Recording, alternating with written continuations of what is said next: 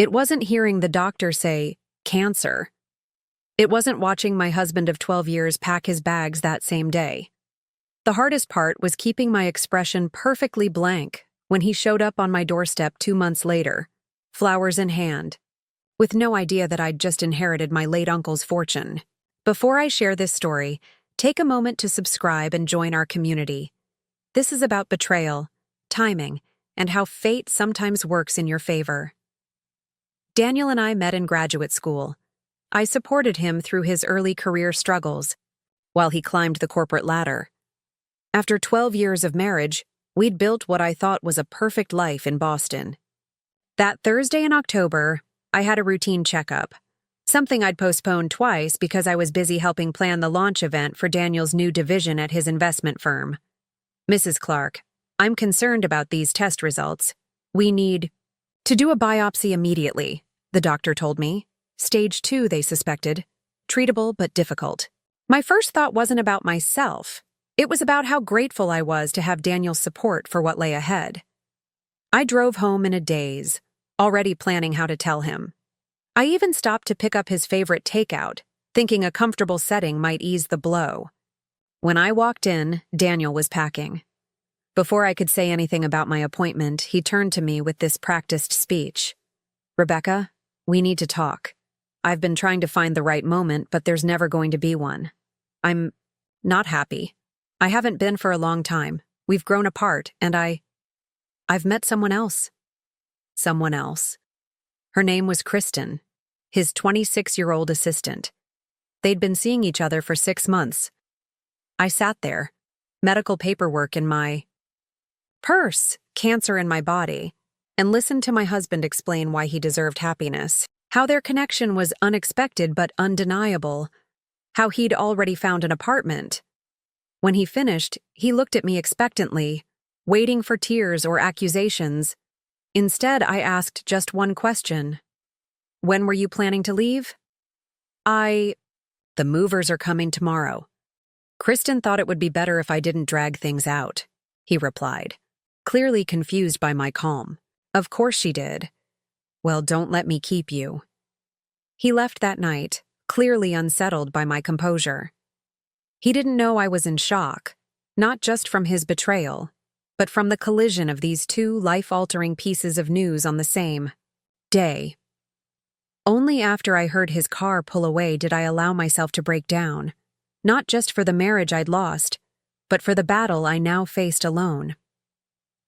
That same evening, I received another call that would change everything, though I didn't realize it at the time. My Uncle Robert was my father's older brother. We'd always been close, but he lived a private life in Vermont after retiring from his engineering career. Uncle Robert? Yes, I'm fine. Just a cold. What? Tomorrow? Of course you can visit. I didn't tell him about Daniel leaving or my diagnosis. Somehow, I couldn't bear to speak either truth out loud yet. Uncle Robert looked thinner than I remembered, but his eyes had that same kind sparkle. He hugged me tightly, then held me at arm's length with a concerned expression. Rebecca, my dear, something's wrong. And don't tell me it's nothing. I've known you since you were 5 years old, he said. My carefully constructed composure crumbled. I told him everything, the diagnosis, Daniel's infidelity, the cruel timing of it all. When I finished, Uncle Robert said something that would prove remarkably prophetic. Rebecca, life has a strange way of balancing its accounts. Trust me on this. Now, let's talk about your treatment options. For the next 3 days, Uncle Robert stayed with me. He researched specialists, made calls to medical contacts I didn't know he had, and created a detailed plan for my treatment. The following weeks passed in a blur of doctor's appointments and paperwork.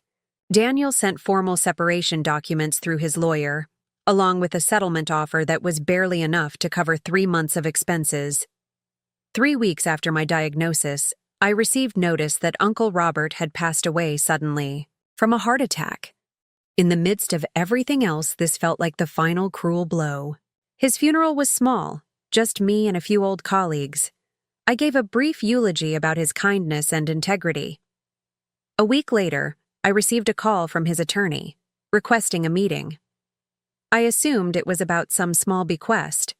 Perhaps his collection of first edition novels. Ms. Clark, I'm here to inform you that your uncle, Robert James Harrington, has named you the sole beneficiary of his estate. The full value, after taxes, is approximately $47 million, the attorney said. I thought it was a mistake. Uncle Robert drove a 10-year-old Volvo. He lived in a modest farmhouse. Your uncle was one of the principal patent holders for a specialized communications technology. He invested the royalties wisely and lived well below his means. He was, quite simply, a very wealthy man who chose not to flaunt it. I walked out of that office with documents confirming I was now a multimillionaire. Just as Daniel had decided I wasn't worth staying with through illness, I had become financially independent beyond anything we'd ever imagined together. Life does have a way of balancing its accounts, as Uncle Robert said. But this story isn't about money. It's about what happened next. When word got out about my inheritance, and Daniel suddenly remembered his undying love for me. But first, I had decisions to make about my treatment, my future, and exactly how to handle the inevitable moment when my ex would come crawling back. And sure enough, exactly 8 weeks after walking out, there he was, calling as if we were still on speaking terms, as if he hadn't left me on the worst day of my life. But what happened next isn't just about revenge. It's about reclaiming your worth when someone has tried to convince you that you have none. Subscribe now for part 2 of this story, coming next week. You won't want to miss what happens when the man who abandoned me at my lowest moment discovered just how dramatically the tables had turned. Welcome back to my story. Last time, I shared how my husband Daniel left me for his younger assistant on the same day I received my cancer diagnosis, and how my Uncle Robert unexpectedly left me his $47 million fortune. Let's continue. I stared at my phone as Daniel's name flashed across the screen.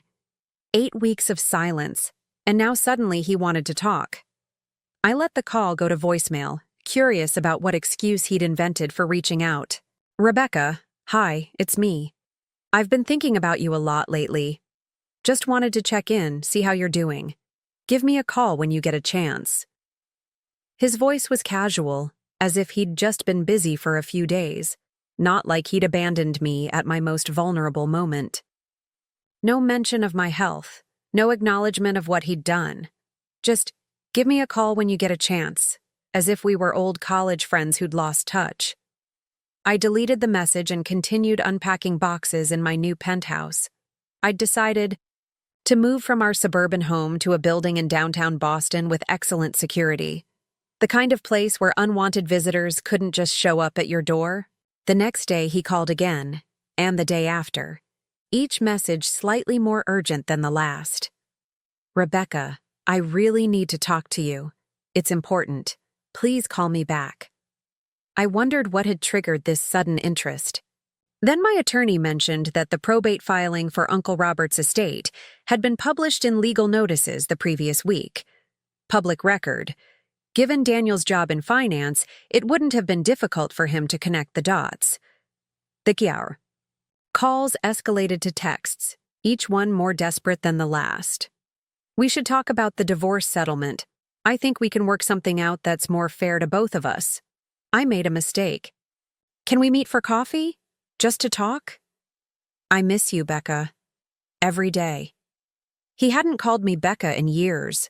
It was what he used to call me when we were first dating, before his promotions, before his ego outgrew our relationship. Meanwhile, I was fighting my own battles.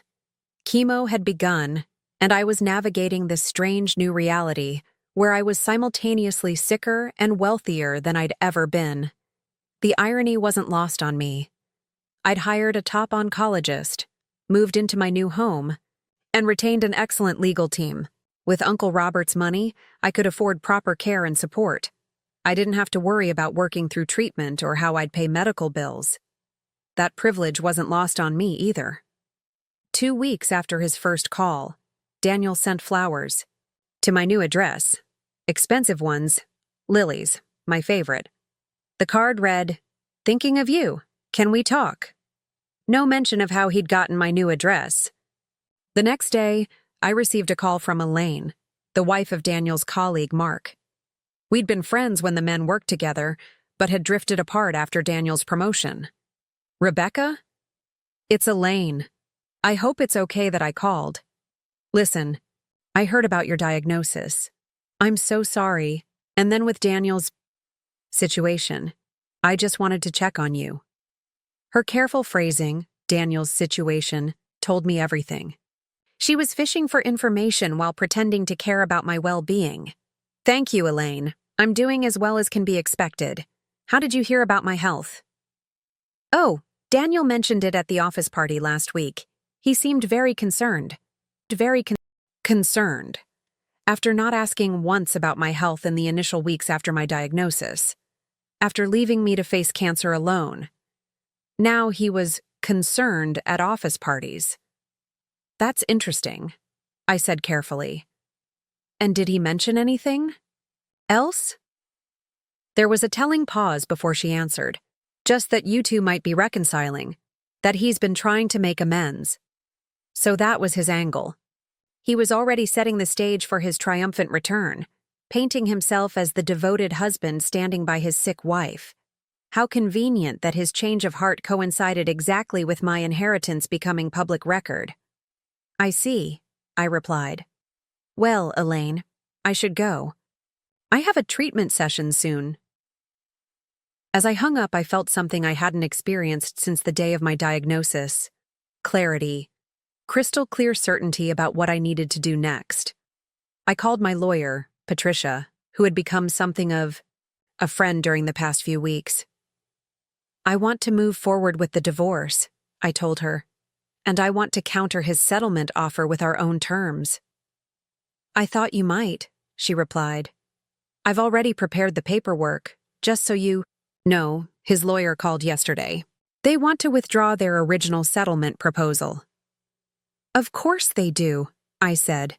"What are they offering instead?" "Nothing yet. They want a meeting first, to discuss amicable terms," they said. I laughed for the first time in weeks. Let's give them exactly what they want. Schedule the meeting. 2 days later, I sat in Patricia's office, waiting for Daniel and his lawyer to arrive. I'd chosen my appearance carefully. Expensive but understated clothes, a silk scarf to cover my hair loss from chemo, minimal makeup that couldn't hide my pallor but emphasized my dignity.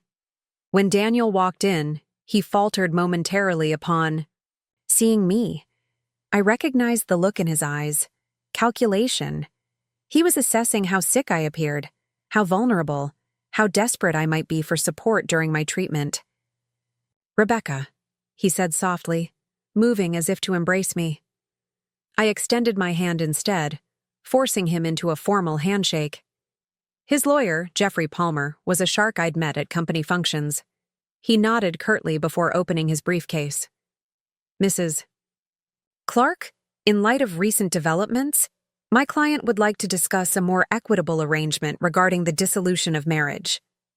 Patricia smiled thinly.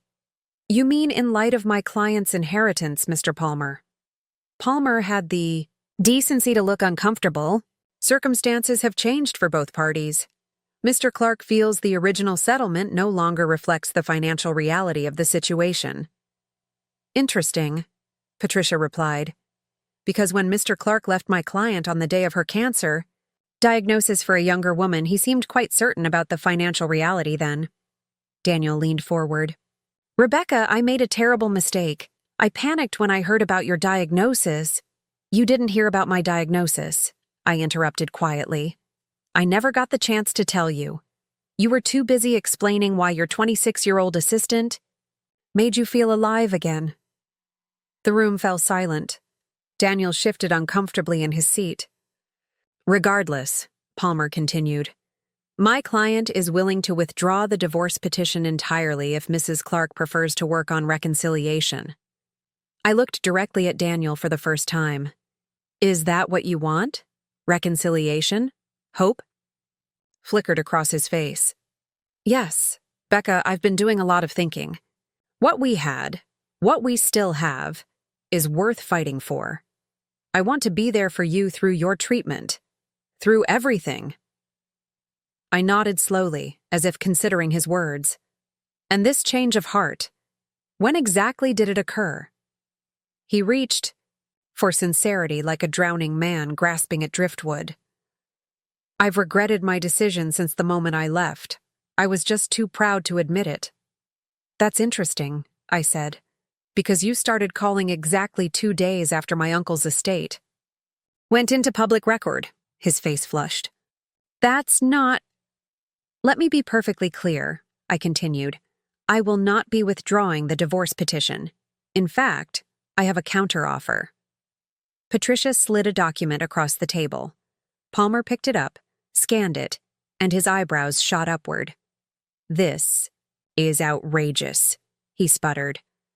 You're asking my client to walk away with nothing? After 12 years of marriage? Not nothing, Patricia corrected. Mrs. Clark is generously allowing Mr. Clark to keep his personal possessions, his vehicle, and his retirement account. In exchange, she wants a clean break, no alimony, no further claims, and a confidentiality agreement regarding both her health status and financial situation. Daniel was staring at me in disbelief. You can't be serious. Half of everything we built together is legally mine. Everything we built together, I repeated. You mean the house I put the down payment on with my teaching salary while you were still an analyst? The investment portfolio that grew because my uncle gave us stock tips? The vacation property that my parents helped us buy? That's not fair, he protested. I contributed. You contributed, I agreed. But let's be honest about proportions, Daniel. And let's be honest about timing. You left me with nothing but a lowball settlement offer when you thought I had nothing. Now that the situation is reversed, so is my generosity. Palmer tried to regain control. My client is prepared to support you through your illness, regardless of financial considerations.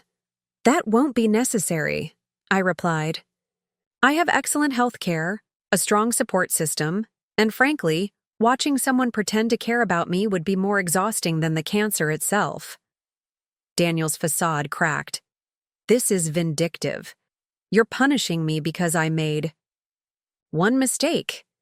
No, Daniel, I'm protecting myself because you showed me exactly who you are. The mistake wasn't leaving. It was coming back only after you found out I'm wealthy. You have 48 hours to accept the terms, Patricia added. After that, we proceed to court, where Mrs. Clark will request full financial disclosure of all accounts, including those offshore investments Mr. Clark has been cultivating with his firm's clients. Daniel went pale. I hadn't known about those accounts, but Patricia's calculated bluff hit its mark. Whatever he'd been doing wasn't entirely above board.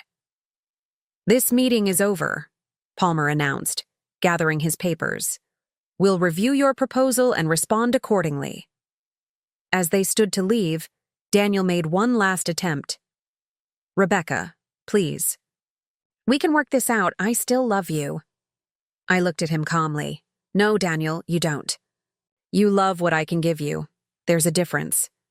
I just wish I'd seen it sooner. After they left, Patricia turned to me. He'll take the deal. He can't afford not to, especially if there's anything questionable in those financial records. No, I replied. Uncle Robert was right. Life does have a way of balancing its accounts. 24 hours later, the signed agreement arrived at Patricia's office.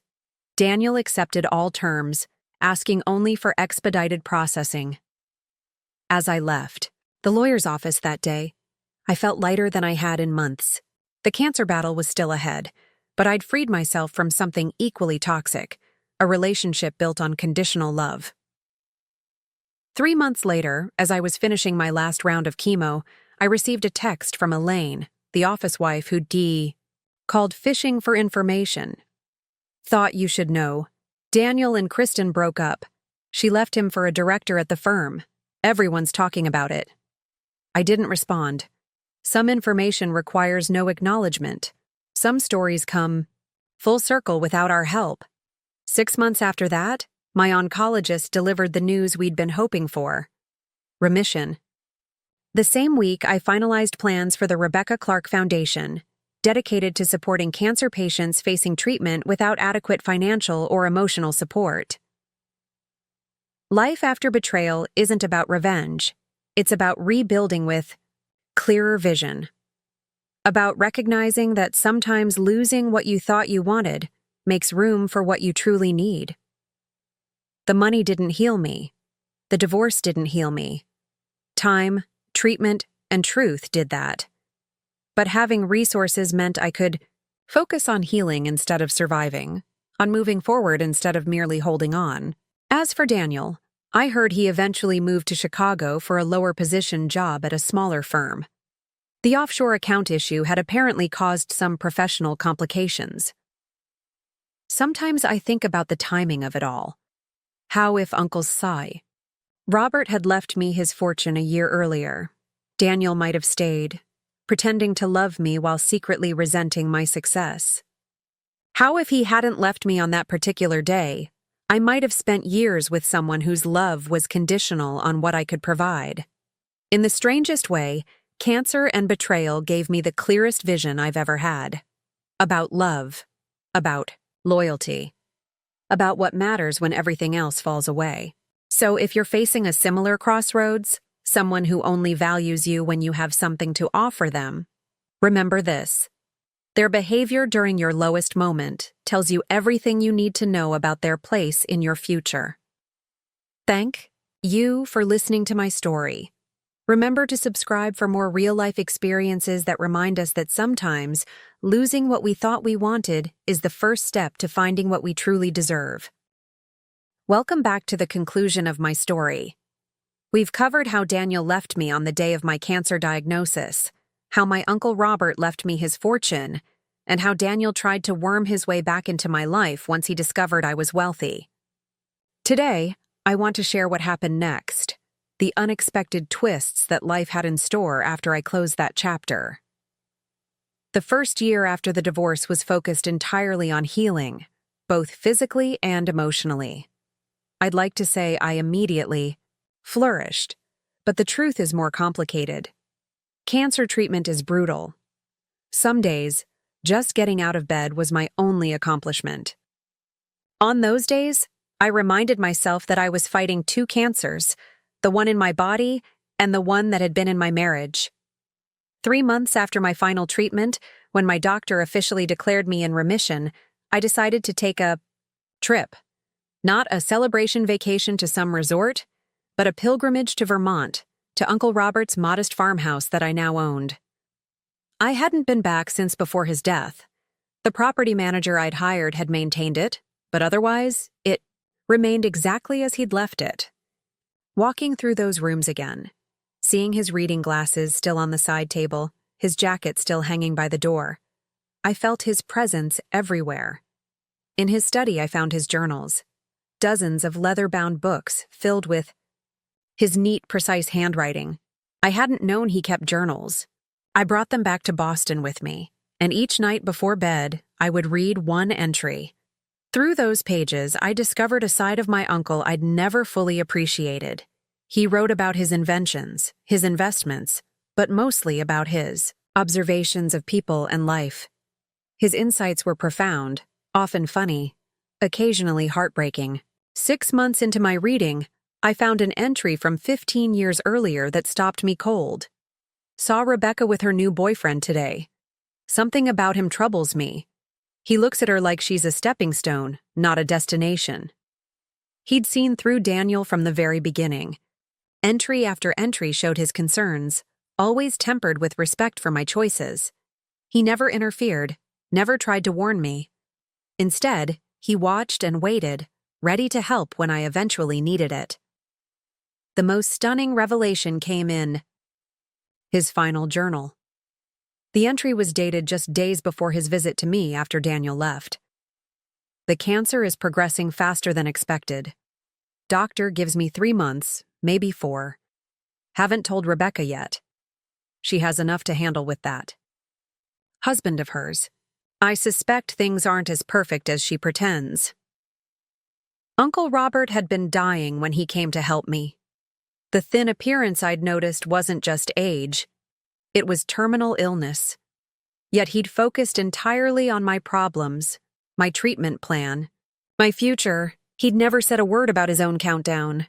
The last entry was written the night before he left my house. Made the final arrangements today. Rebecca will be taken care of financially, but money isn't what she truly needs. She needs to remember her own strength, the kind of strength that doesn't need anyone else's validation.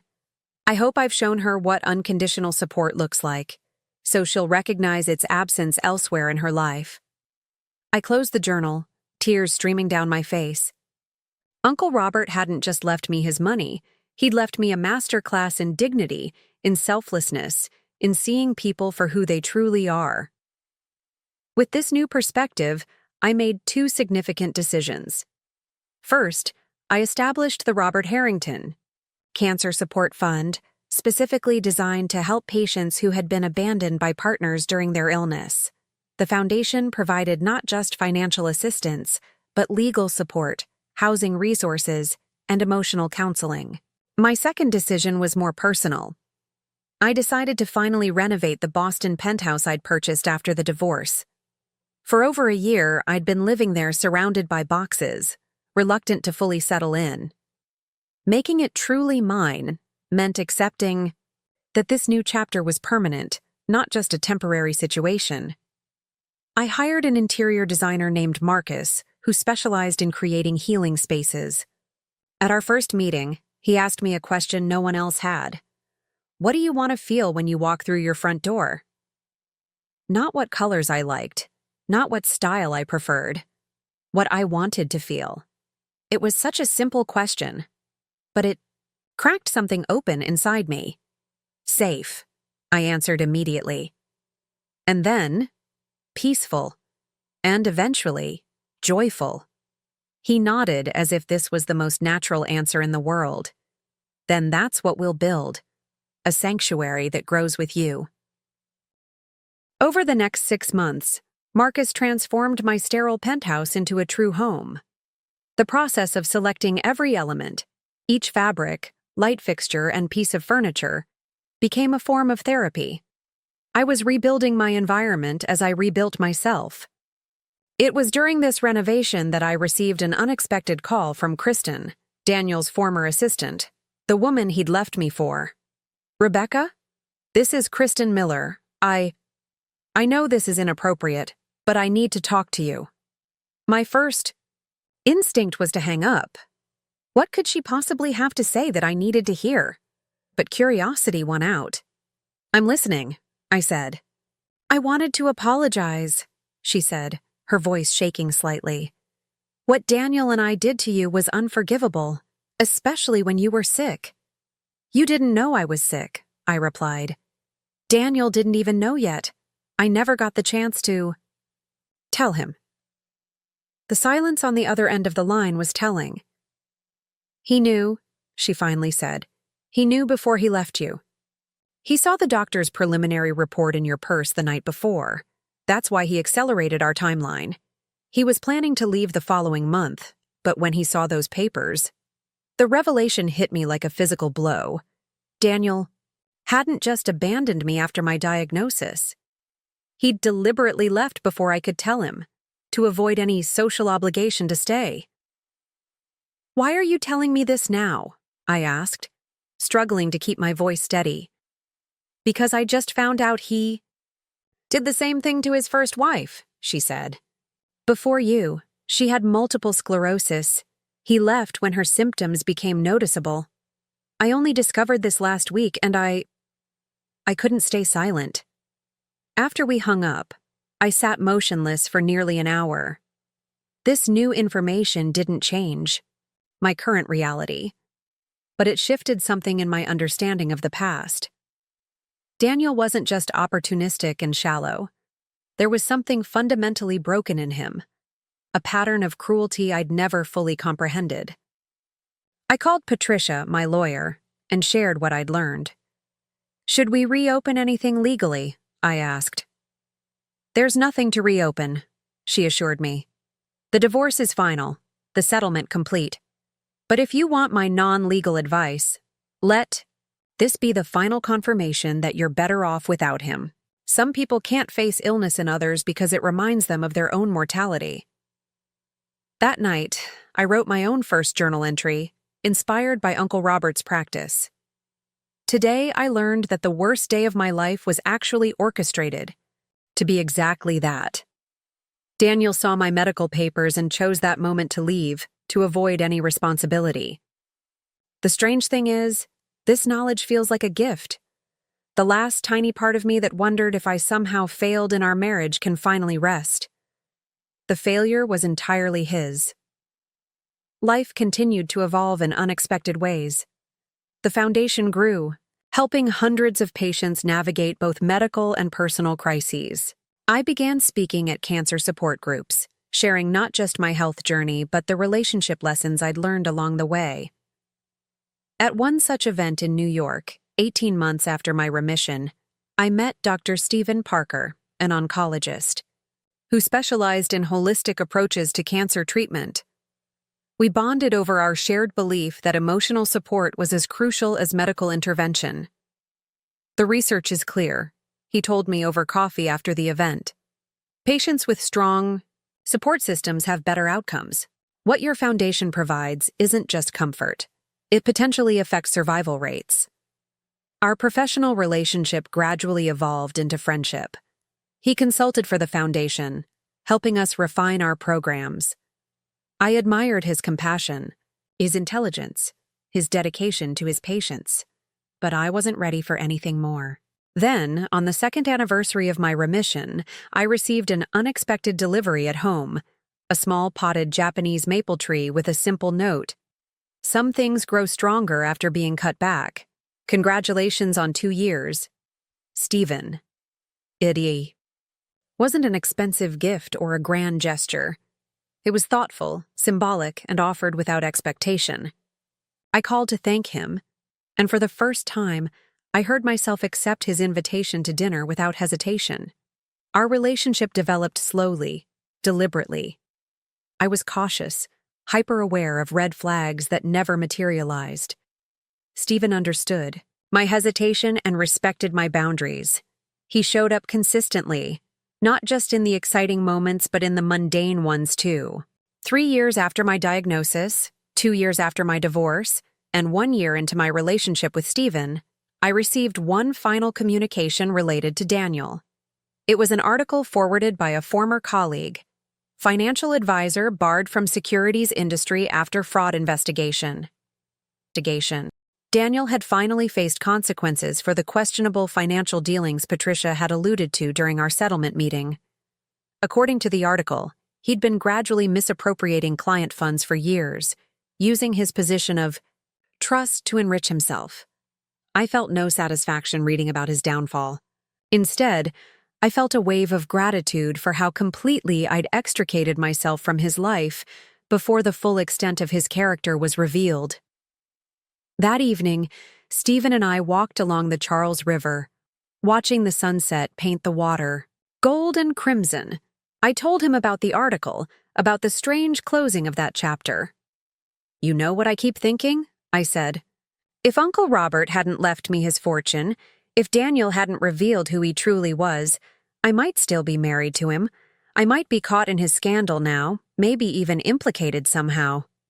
Stephen squeezed my hand. "That's the thing about true character. It always reveals itself eventually. You were just fortunate to see it before it could do more damage." "Fortunate to get cancer and be abandoned?" I laughed softly. "Fortunate that when life stripped everything away, you discovered." "You were more than enough on your own," he corrected gently.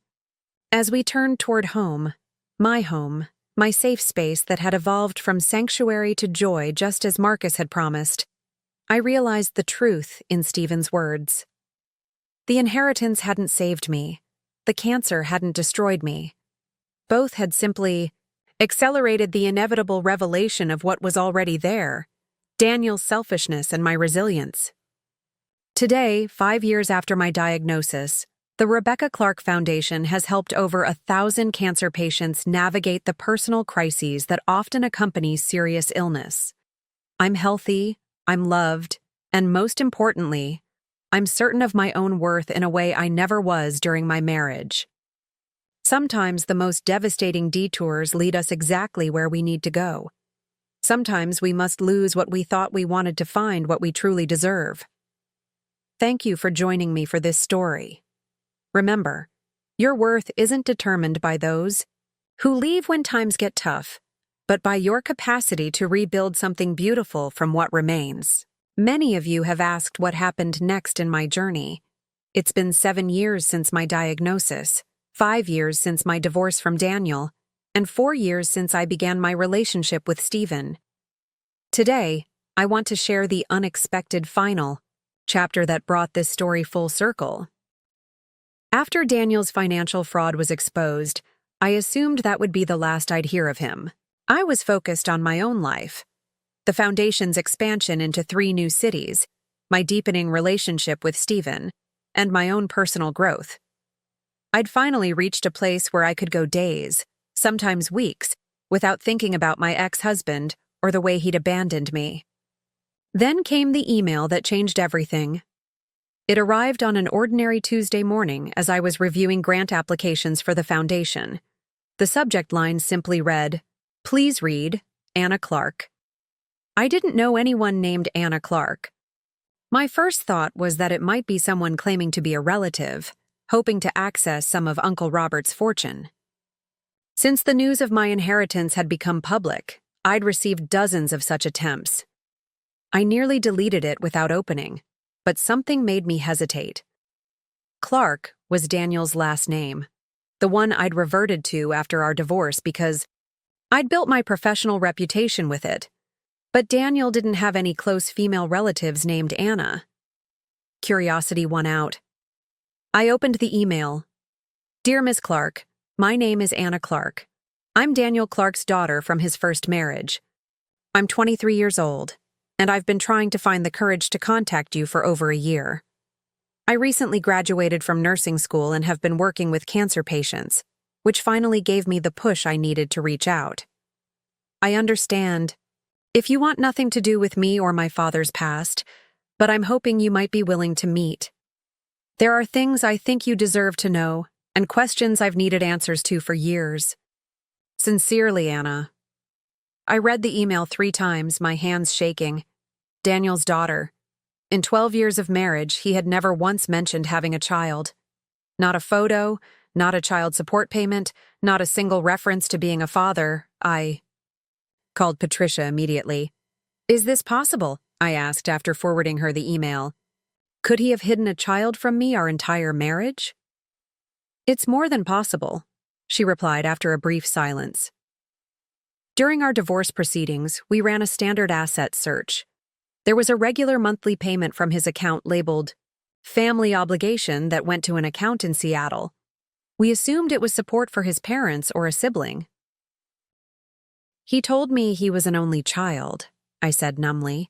"He said his parents died in a car accident when he was in college." "Rebecca," Patricia said gently, "given everything else we've learned about Daniel, are you really surprised by one more lie, even one this significant?" She was right. The man who could leave on the day of a cancer diagnosis, who had abandoned a previous wife with multiple sclerosis, who had committed financial fraud, why wouldn't he also hide the existence of a child? I decided to meet Anna. We arranged to meet at a quiet cafe near the foundation's office. I arrived early, unsure what to expect, my mind creating a dozen versions of what Daniel's daughter might be like. When she walked in, I recognized her immediately. She had his eyes, his way of moving, but her expression was entirely different, open, slightly nervous but direct. She spotted me and approached with determined steps. "Miss Clark, thank you for meeting me. Please call me Rebecca." We ordered coffee, exchanged awkward pleasantries about the weather, her flight from Seattle, my foundation work. Then finally, when we couldn't avoid it any longer, we turned to the real reason for our meeting. "I didn't know about you," I began. "In all our years of marriage, Daniel never mentioned having a daughter." "I know," she said quietly. "That's part of why I wanted to meet. To understand if you were complicit in his abandonment of me, or if you were another victim of his deceptions." The rawness of her question stunned me. Another victim, so precisely put. "I had no idea you existed," I repeated. "Tell me your story, Anna. I want to hear everything." Over the next 2 hours, Anna shared a history that painted an even more damning picture of the man I'd been married to. She'd been 5 when her mother began showing symptoms of multiple sclerosis. By the time she was 7, Daniel had filed for divorce. He'd fought for minimal child support, argued against any custody arrangement, and gradually reduced contact until by her 10th birthday, he'd stopped calling altogether. "The last time I saw him was when I was 14, she said. "I found his office address and took a bus downtown after school. I wanted to ask him why he'd left, why he never called. The receptionist told him his daughter was there, and do you know what he did? He sent his assistant out to tell me he was in a meeting and to leave my number. He never called." "That assistant," I said slowly. "Was it Kristen?" Anna shook her head. "No, someone named Melissa. This was years before you knew him." I nodded, absorbing the pattern. There had always been an assistant, always a younger woman waiting in the wings. "When I saw the news about his fraud charges," Anna continued, "I wasn't surprised. But then, I read about you in an article about your foundation, about how he'd left you when you were diagnosed with cancer. And I realized we had something profound in common.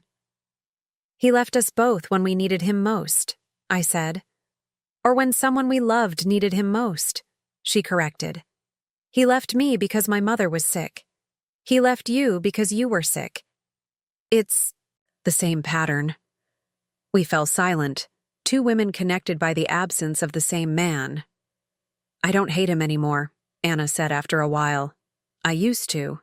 For years I fantasized about confronting him, making him explain himself, making him regret abandoning me. But now I just feel sorry for him. What kind of person runs away from everyone who might need them? That's such a lonely existence." Her compassion amazed me. This young woman had every right to be bitter. Yet here she was, finding pity for the father who had erased her. "I became a nurse because of my mother," she continued. "Watching what she went through, how strong she was. Despite everything. She remarried when I was 12, to a wonderful man who adopted me and gave me his name. My legal name is actually Anna Peterson now, but I used Clark to make sure you'd recognize the connection." "Is your mother still alive?" I asked. "Yes. The MS progressed slowly. She's in a wheelchair now, but she's still teaching part-time at the community college. She's the strongest person I know." We talked for hours, long after our coffee had gone cold. I learned about her nursing work, her fiancé, her hopes for the future. I told her about Uncle Robert, about the foundation, about Stephen. 2 strangers finding connection through shared experience. Before we parted, Anna hesitated, then asked the question that had clearly been weighing on her. "Have you heard from him since the fraud charges?" "No," I admitted. "Last I heard, he had moved to Chicago." She nodded. "I thought about trying. To find him, not for reconciliation, just for, I don't know, closure maybe. To tell him that despite his best efforts to avoid responsibility, I turned out okay." "If you do," I said carefully, "and if you want company for that conversation, I'd be happy to join you." Her smile was worth the offer. "I might take you up on that someday." We hugged goodbye, promising to stay in touch. As I watched her walk away, I felt something unexpected: gratitude. Not for Daniel's deception, but for this remarkable young woman who had emerged from his abandonment with such grace and resilience. A week later, I received a surprising package at the foundation office. Inside was a formal application from Anna, applying for a position with our patient advocacy program. Her cover letter explained that while she loved nursing, she felt drawn to the Foundation's mission of supporting patients who faced both medical and personal crises. Stephen and I discussed it over dinner that night. "Are you concerned about the connection to Daniel?" he asked. "That it might be difficult to work with her?" "Actually, no," I realized. "She's nothing like him. And in a strange way, I think, working with her would be healing for both of us." The foundation hired Anna 3 months later, after she completed her notice period at the hospital in Seattle. She excelled in the role, bringing both professional knowledge and personal experience to her work with patients. We never explicitly presented ourselves as sharing a connection to Daniel. It would have been inappropriate in a professional context, but our shared history created an unspoken understanding between us. 6 months into Anna's tenure, at the foundation, we received information that would bring yet another unexpected turn to our intertwined stories. A hospital in Chicago contacted us about a patient who might qualify for our support program. A middle-aged man with pancreatic cancer, recently diagnosed, with no family support system and limited financial resources. The intake coordinator forwarded me the application as a courtesy, knowing I reviewed special cases personally. The name on the form stopped me cold. Daniel Clark. I sat staring at my computer screen, unsure how to proceed. The universe has a strange sense of irony sometimes. The man who had abandoned 2 women when illness struck was now facing his own serious diagnosis alone. I called Anna into my office and showed her the application. "What do you want to do?" I asked after she'd read it.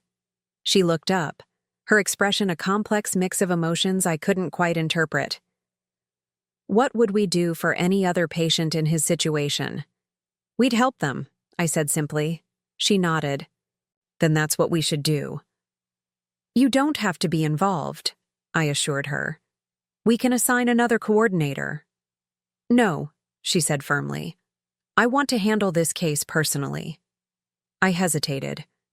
"Anna, are you sure? This isn't about forgiveness or reconciliation. This is about maintaining our professional integrity and our mission."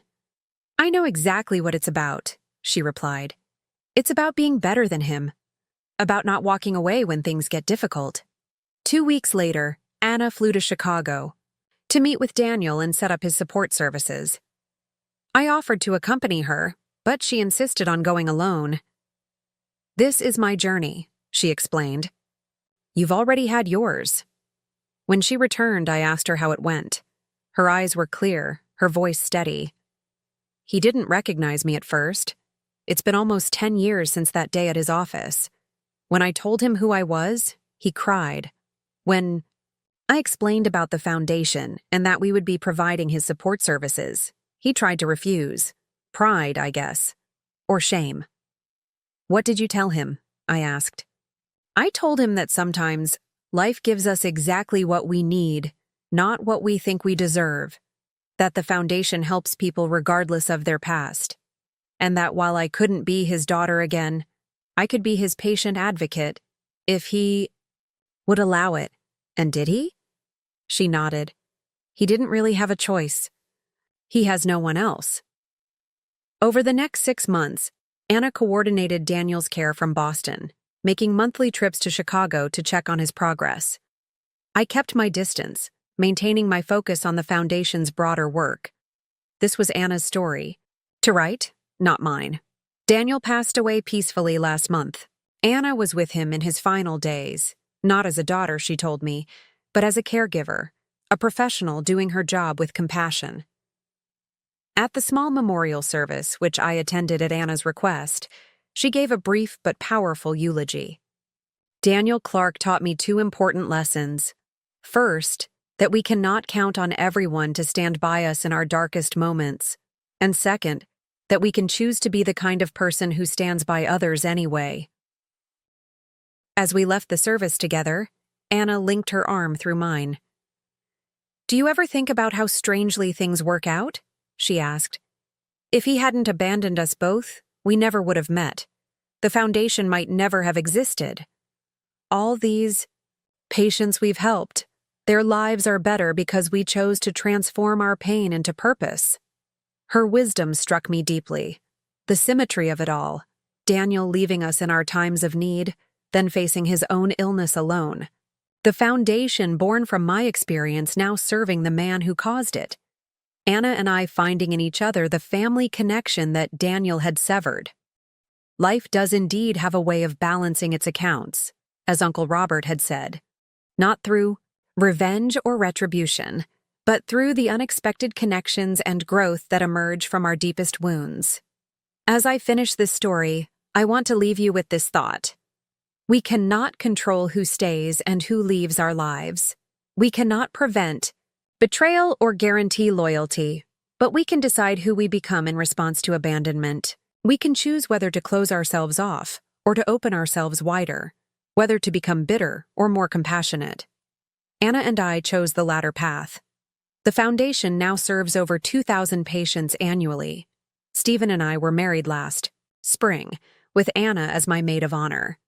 And next month, we're launching a new program specifically for children whose parents have abandoned them during family health crises, named in honor of both Anna and her mother.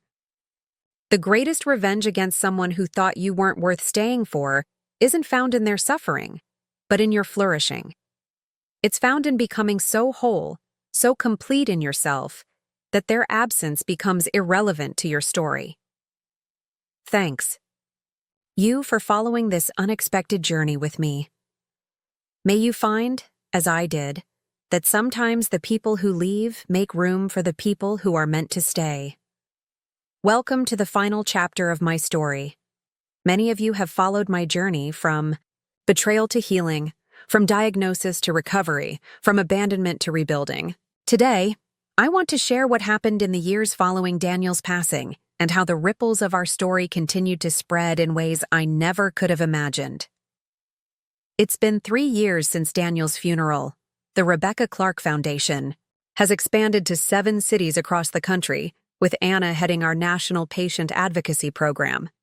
Stephen and I celebrated our 2nd wedding anniversary last month, and life has settled into a rhythm that once seemed impossible during those dark days after my diagnosis.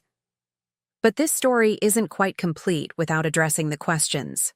Many of you have asked, what about Kristen, the younger woman Daniel left me for? What about his colleagues who knew about our situation? And what lessons have I learned in the decade since that fateful day when I received my diagnosis? Let's start with Kristen. After she called to confess that Daniel had known about my diagnosis, before leaving, we had no further contact for several years. Then, about 6 months after Daniel's passing, she reached out again through the foundation's website. "I saw your TED Talk about turning personal crisis into community support," her message read. "I'm now working as an HR director, and we're implementing a new policy for employees facing serious health challenges. I'd like to consult with your foundation to ensure we're truly supporting our team members during their most vulnerable moments." My first instinct was to decline. Despite her previous apology, Kristen represented a painful chapter in my life. But the foundation's mission was bigger than my personal history, and if her company was genuinely seeking to support employees during health crises, that aligned perfectly with our goals. I forwarded her request to our corporate outreach team, but included a note that I would not personally be involved in the consultation. Some boundaries are necessary for healing to continue. 3 months later, I received a detailed report about the consultation with Kristen's company. They had implemented one of the most comprehensive employee support programs we'd ever seen. Paid leave for health emergencies, flexible return-to-work options, and support resources for employees and their families. The policies specifically included clauses for employees whose partners had abandoned them during their illness. Attached to the report was a personal note from Kristen. "What happened between Daniel, you, and me led me to recognize the importance of supporting people during crisis rather than abandoning them. Your foundation's work inspired our new policies, which will protect dozens of employees each year. I know this doesn't erase the past, but I wanted you to know that your work is creating change even in unexpected places. I never responded directly, but I did send a handwritten note to her office. Thank you for creating positive change from painful experience. That's what healing truly looks like. As for Daniel's former colleagues, particularly those who enabled his behavior or looked the other way, life had its own way of balancing those accounts as well. Mark, the colleague whose wife Elaine had called me fishing for information about my inheritance, faced his own crisis 2 years after Daniel's fraud was exposed. His teenage daughter was diagnosed with leukemia, and suddenly he found himself navigating the terrifying landscape of serious illness. To his credit, unlike Daniel, he immediately took leave from work to support his family. I learned about this when Elaine reached out to the foundation, not realizing I was still involved. Our intake coordinator recognized the name and brought the case to me. "What do you want to do?" she asked. "Given your history with this family, we can refer them elsewhere." I thought about how Elaine had enabled Daniel's narrative, how she'd called under false pretenses while hiding her true motives.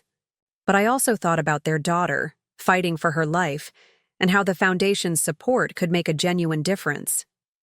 Help them, I decided, but assign someone other than Anna or myself to their case. 6 months later, I received an email from Mark himself. "Rebecca, I don't know if you'll read this, but I need to apologize. Years ago, when Daniel was planning to return to your life after learning about your inheritance, I encouraged him. I thought it was romantic, a man realizing his mistake and trying to win back his wife. I never considered the real motivation behind his sudden change of heart.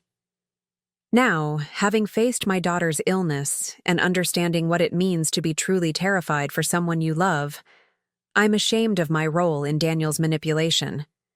Your foundation has been instrumental in helping our family navigate this crisis. The resources, the support groups, the financial assistance.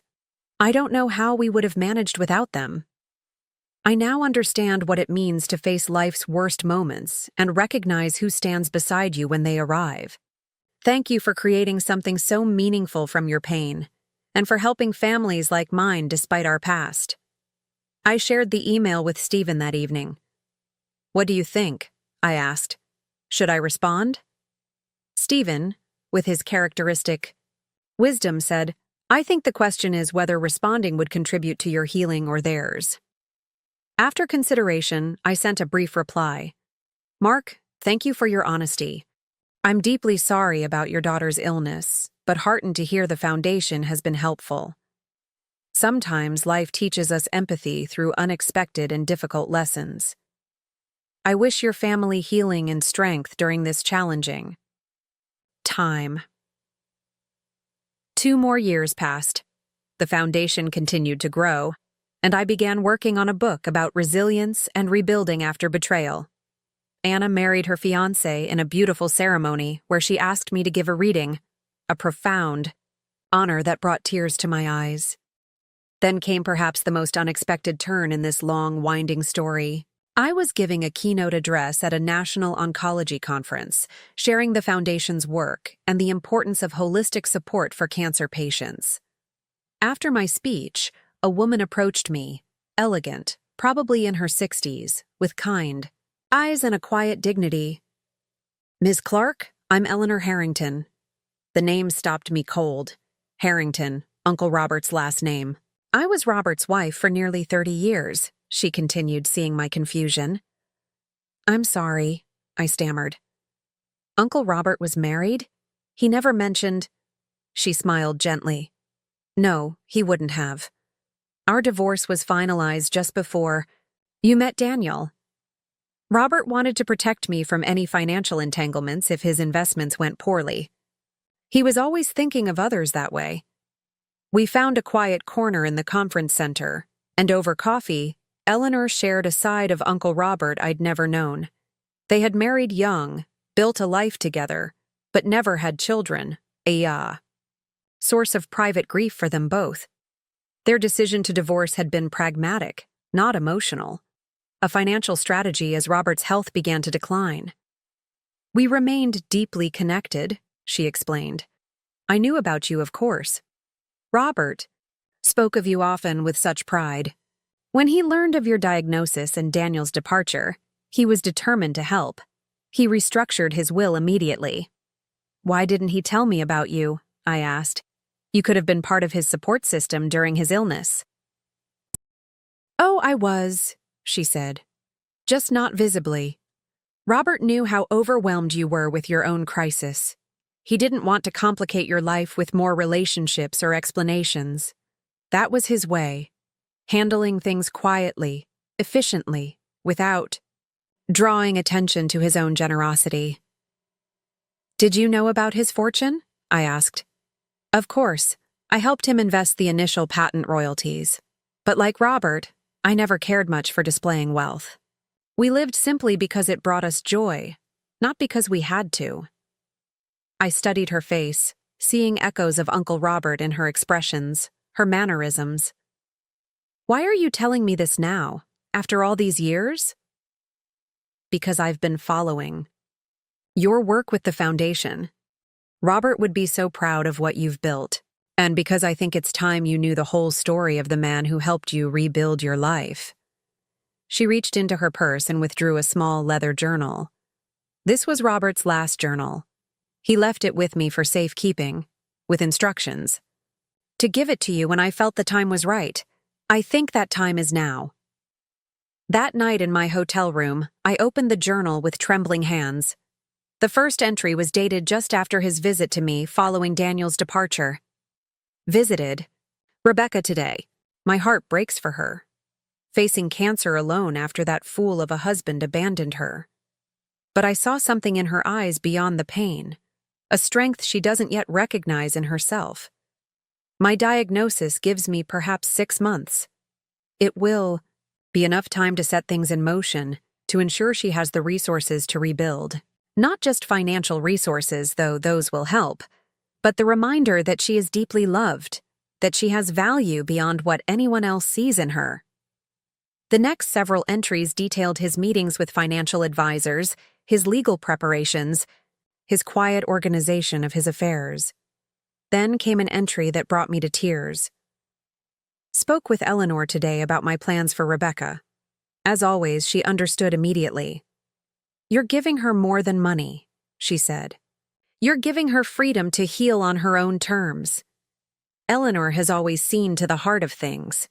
I wish Rebecca could know her someday, but that must wait. For now, Rebecca needs simplicity, not more complexity in her life." The final entry was dated 3 days before his death. "My time grows short now. The pain is manageable thanks to Eleanor's insistence on proper care.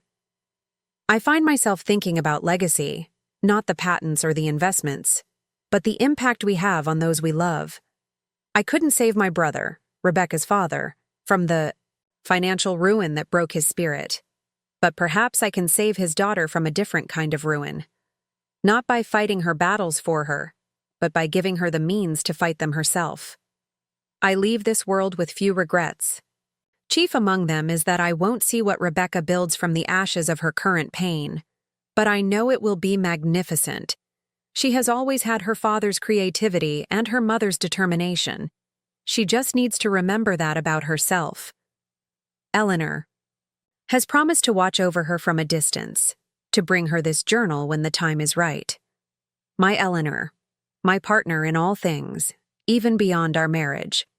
Some bonds transcend legal definitions or public acknowledgments. I hope Rebecca finds such a bond someday with someone worthy of her spirit." The journal ended there. I closed it gently, tears streaming down my face, feeling as if I'd been given a precious gift, the complete picture of a man who had changed my life so profoundly. The next morning, I met Eleanor for breakfast. "Why didn't you come forward?" "When he died?" I asked. "You should have been at his funeral." "I was," she said simply, "standing at the back. Robert and I had an agreement. His estate would pass cleanly to you without complications or explanations needed. I had my own resources, my own life. What you needed then was clarity, not more questions. And now? I asked. Now you're strong enough for the whole truth. Now you might even find value in knowing that Robert's love story continued until the end, even if differently than it began. Before we parted, I asked the question that had been forming since our first conversation. Would you consider joining the Foundation's board? We're expanding our services to include support for couples facing serious illness, helping them maintain their bonds during crisis. Your perspective would be invaluable. Her eyes lit up. Robert would have loved that. Yes, I'd be honored. In the year since Eleanor joined our board, she has become an essential voice in our organization and a dear friend to both Stephen and me. The Foundation's Couples Support Program, which we named the Robert and Eleanor Harrington Connection, has already helped hundreds of couples navigate illness without losing each other in the process. As I reflect on the decade-long journey from that terrible day of diagnosis and abandonment, I'm struck by how a story that began with one man's betrayal has expanded to include so many other characters: Uncle Robert and Eleanor, Anna and her mother, Stephen, and even those who once enabled Daniel's deception. The lesson I've learned isn't about money or revenge or even justice. It's about how our responses to betrayal and crisis ultimately define us far more than the crises themselves. It's about how healing happens not in isolation, but in connection with others who help us see ourselves more clearly. Uncle Robert didn't just leave me his fortune. He left me his example of quiet integrity, of genuine love that transcends conventional boundaries. Daniel didn't just leave me with pain. He inadvertently connected me to Anna, who has become family in all the ways that matter. And so, this story ends not with the satisfaction of revenge, but with the deeper fulfillment of purpose. The Rebecca Clark Foundation now serves over 5,000 patients annually across 7 states. Stephen and I are expecting our first child next spring, a daughter we plan to name Roberta Eleanor, honoring the 2 people whose love story quietly shaped my own. To those of you facing your own moments of betrayal or crisis, I offer this. The meaning of your story isn't determined by its painful chapters, but by how you choose to continue writing it. There are connections waiting for you that you cannot yet imagine, healing that will come from sources you don't yet know. Thank you for accompanying me through this journey. May your own stories, whatever their current chapter, ultimately lead you to people who stay, to purpose that heals, and to love that transforms even your deepest wounds into sources of compassion and strength. Many of you have asked for an update on my story, wondering what happened after Roberta Eleanor, our daughter, came into our lives, and how the foundation has evolved in the years since. Today, I want to share that final chapter with you, including some surprising developments that brought this journey full circle in ways I never could have imagined. Roberta is now 5 years old, spirited, compassionate, and eerily reminiscent of Uncle Robert in her quiet observation of the Abai world around her. Stephen and I often catch her solving complex puzzles or explaining complicated concepts to her stuffed animals with a patience that makes us laugh and marvel at genetic memory. The Rebecca Clark Foundation has expanded to 12 states, with plans for national coverage within the next 3 years. Our model of comprehensive support for patients facing both medical and personal crises during illness has been recognized by the American Medical Association as a best practice, and several health insurance companies now include our services as part of their extended care options. Anna continues to lead our patient advocacy program, now happily married with a 2-year-old son. She and Roberta have formed a special bond, not quite cousins by blood, but connected through a complex shared history that somehow translated into genuine family love. Eleanor, now 72, remains an active board member despite offers to transition to emeritus status. "I'll step back when I run out of ideas," she told me during our latest strategic planning session, and that hasn't happened yet. The Harrington Connection program she helped establish has supported over 2,000 couples through health crises, with an impressive 87% relationship preservation rate. As for me, I've been cancer-free for 15 years. The experience feels both distant and immediate. A chapter closed, but never forgotten.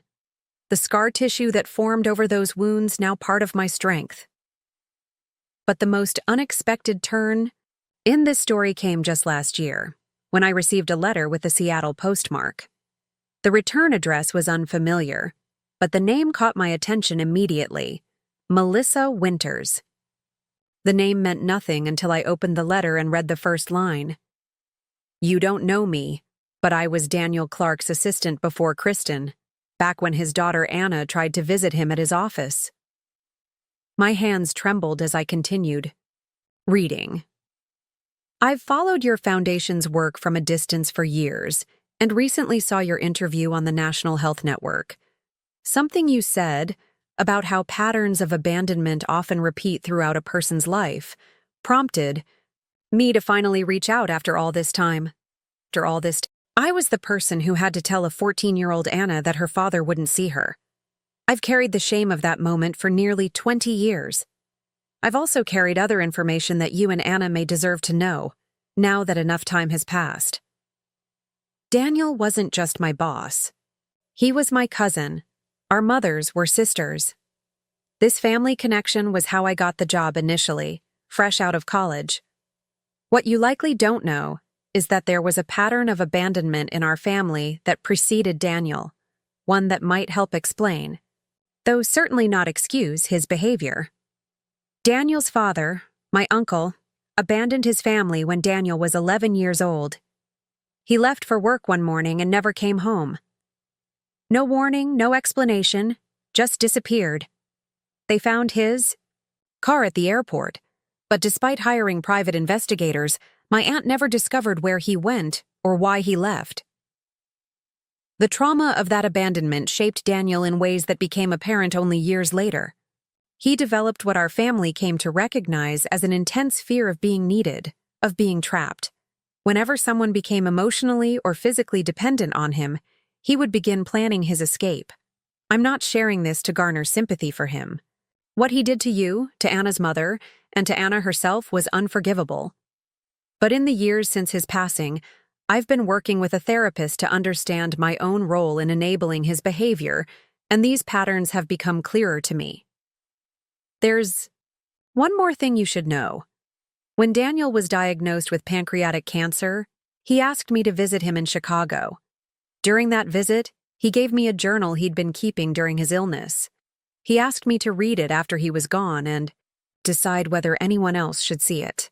I've deliberated for 3 years about this, and I believe both you and Anna should have the opportunity to read it, if you choose. I've enclosed my contact information. The journal remains in my possession, but I'm willing to share it with you both if you feel it would bring any measure of closure or understanding. The letter was signed simply Melissa, with a phone number and email address. I sat with this information for several days before discussing it with Stephen. His response was characteristically thoughtful. This isn't about forgiveness or reconciliation anymore. It's about understanding a complete picture, if that's something you and Anna want. When I called Anna to tell her about the letter, her reaction surprised me. "I want to read it," she said without hesitation. "Not for him, but for me. To understand the full cycle of this family pattern so I can ensure it never continues with my son." We arranged to meet Melissa in Portland, a neutral location that was convenient for all of us. She was in her mid-40s now, professionally, dressed with a kind but serious demeanor that reminded me of a social worker or counselor, which, as it turned out, she had become after leaving the corporate world. "Thank you both for coming," she said as we settled at a quiet table in a private room at the hotel restaurant. "I wasn't sure you would want to revisit this history." "It's not about revisiting," Anna replied. "It's about completing the picture." Melissa nodded, then reached into her bag and withdrew a simple black journal. "Before I give you this, I should tell you that it's not a redemption story. Daniel wasn't magically transformed into a better person by his illness. But there are moments of clarity in these pages that might help explain the patterns that shaped all of your lives. She handed the journal to Anna, who took it but didn't open it immediately. "Did you know about me?" Anna asked. "When you worked for him?" "Yes," Melissa admitted, her expression pained. "The family knew, I knew. That day when you came to the office, I argued with him, begged him to see you. But he refused, and I didn't have the courage to defy him directly. I've regretted that cowardice ever since." "You were young," Anna said, not unkindly. "And he was your family, too." "That's no excuse," Melissa replied. "But thank you for saying it anyway." We spent nearly 2 hours with Melissa, learning about the Clark family history, generations of emotional disconnection, of men who couldn't face vulnerability, of women who either enabled that pattern or broke away entirely. Daniel's father's disappearance was just one chapter in a longer story of emotional damage passed from parent to child. When we parted, Melissa asked for nothing. Not forgiveness, not absolution, not even ongoing contact. "I just wanted you to have the complete story," she said. "What you do with it is entirely your choice." Anna and I checked into our hotel rooms, agreeing to read the journal separately and meet for breakfast the following morning to discuss our thoughts. That night, I sat cross-legged on my bed and began reading Daniel's final reflections. The journal wasn't lengthy, just under 100 pages, spanning the period from his diagnosis to about a month before his death. The early entries were predictably self-pitying, focusing on the unfairness of his situation, the inconvenience of his illness, the frustration of treatments that made him sick. But about midway through, something shifted. An entry dated about 4 months before his death caught my attention. "The oncologist asked about my family medical history today. I realized I know almost nothing about my father's health, whether cancer runs in his side of the family, whether he's even still alive. I've spent 40 years trying not to think about him, trying not to be him, and somehow became exactly what I feared most, a man who runs away when needed." A few pages later, another striking passage. "Nurse asked if there was anyone they should contact. I said no. She looked so sad about it that I almost invented someone. The truth is unbearable. I've systematically removed everyone who might care whether I live or die. Rebecca, Anna, even Kristen eventually. Pushed them all away before they could need me too much, before they could leave me like my father left." As the journal progressed toward its end, the tone changed further. Less self-pity, more clear-eyed assessment. "Foundation coordinator visited today. Young woman, professional, compassionate without being emotional. Reminded me somehow of Rebecca.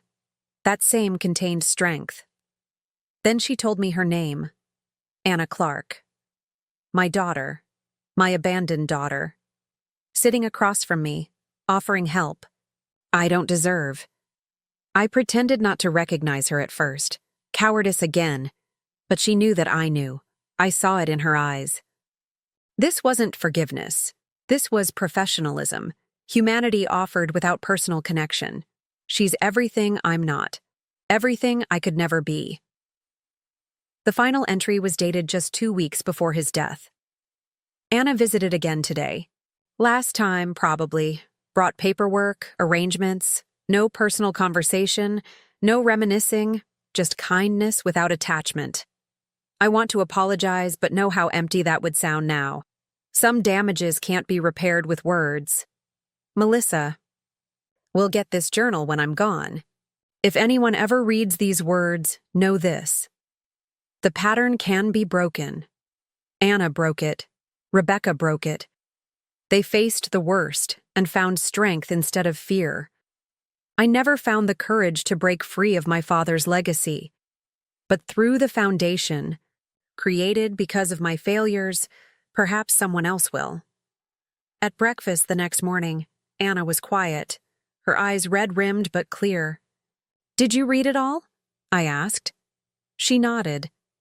It changes nothing about what he did, but it changes something about how I understand it. Does that help? I asked. Yes, she said after a thoughtful pause. Not because it excuses him, but because it shows me the cycle more clearly. The pattern doesn't have to continue. I'm raising my son differently. He'll know he can depend on me. He'll know vulnerability isn't weakness. We sat in silence for a moment, two women connected by one man's failures and our mutual determination to build something better from that wreckage. What should we do with the journal? I finally asked. Anna considered this. I think it belongs in the Foundation archives, not as a public document, but as a record of how these cycles of abandonment affect families across generations. It might help our counselors understand the psychology better. Are you sure? I asked. It's very personal. That's precisely why it has value, she said. It's a primary source on the psychology of abandonment from the person doing the abandoning. How often do we get that perspective? I marveled again at this remarkable woman, her ability to transform even this difficult legacy into something constructive. Upon returning home, I shared the journal with Eleanor, whose insight after reading it was characteristically profound. What a stark contrast, she observed, between men who run from responsibility and men like Robert who run toward it, who see vulnerability as an opportunity for connection rather than a threat. Stephen and I discussed how to incorporate these insights into the Foundation's work. It's not just about supporting those who've been abandoned, he noted. It's also about understanding and perhaps even preventing the cycle of abandonment itself. This led to our newest initiative, the Generational Patterns Program, which works with families to identify and address cycles of emotional disconnection before they manifest as abandonment. The program is still in its pilot phase, but early results are promising, particularly in helping young men from families with histories of absent fathers develop healthier emotional responses to dependency. As for Melissa, she declined our invitation to join the Foundation directly, but agreed to consult on the Generational Patterns Program. Some wounds need distance to heal properly, she explained. I can contribute more effectively from the periphery. Last month, as we celebrated the Foundation's 15th anniversary, I found myself surrounded by the family created in the aftermath of abandonment. Stephen and Roberta, Anna and her family, Eleanor, and dozens of colleagues, who had become friends over years of shared purpose. During my speech, I shared a thought that seemed to capture the essence of this long, complicated journey. 15 years ago, I was defined by what I lost, my health temporarily, my marriage permanently. Today, we are all defined by what we've built instead. The truest response to abandonment isn't holding on tighter to those who remain. It's creating spaces where no one feels they need to leave in the first place. And so my story ends.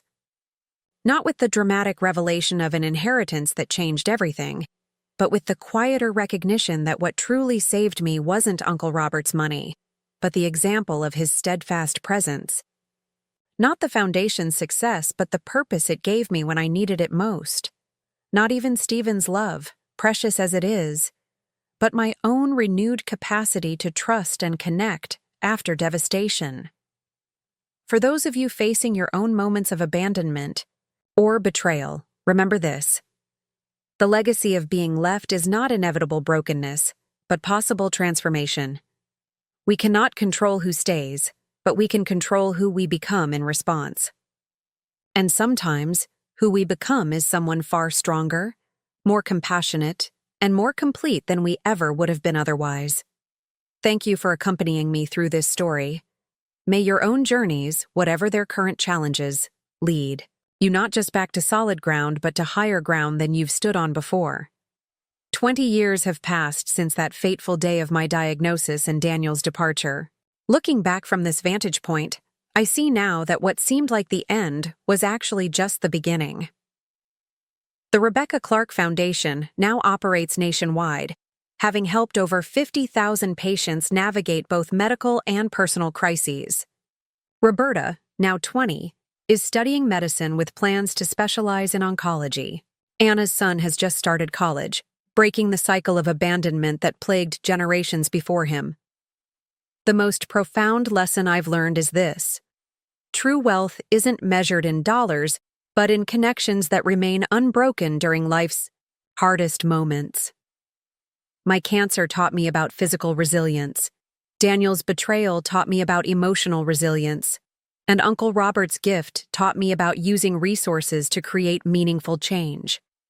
We cannot control who leaves our lives or when illness strikes, but we can control how we respond, who we become, and what we build from those experiences.